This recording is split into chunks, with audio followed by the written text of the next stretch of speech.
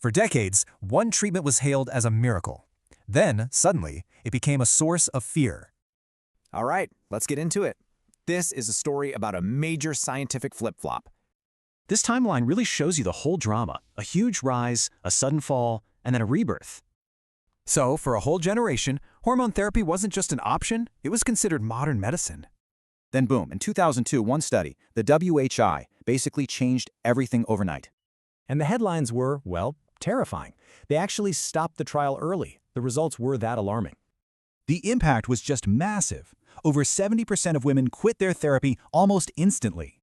So a standard treatment was suddenly seen as dangerous, leaving a huge void in women's health. But here's the twist, right? It took almost 20 years to figure out what really happened. Okay, this slide is super interesting. The women in the study, not the same as who uses HRT now. The main point is, the findings were just applied way too broadly, causing a lot of needless fear. So, let's see how all of this led to a totally new way of thinking about menopause. This one concept, the timing hypothesis, completely flipped the script on risk versus benefit. And this shows why context is everything. The real absolute risk was actually pretty small.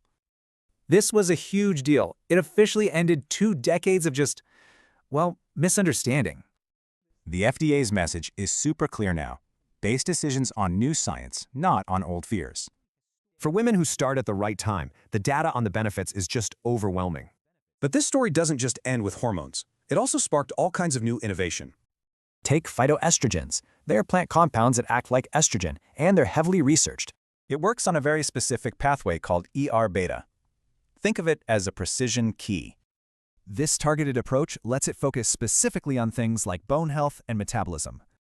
You know, this innovation was born directly from all those lessons learned. It's all about precision. But there's a big catch. Your body barely absorbs them. We're talking less than 5%.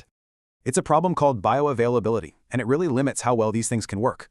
Rethinking is a version that's almost 4 times more absorbable. Huge difference.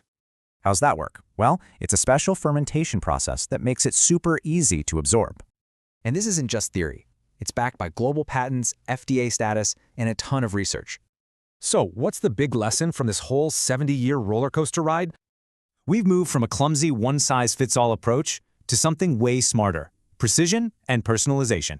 It just proves that as science gets better, our approach to health has to get better too. Thanks for watching.